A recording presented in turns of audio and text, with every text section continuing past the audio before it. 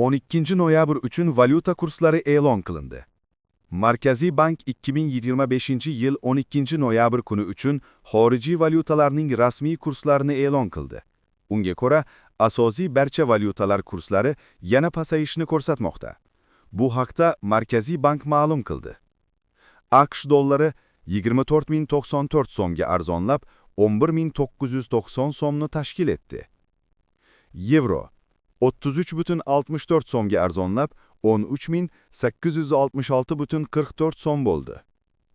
Funt sterling 85.61 so'mga arzonlab, 15.742.87 so'mga tushdi.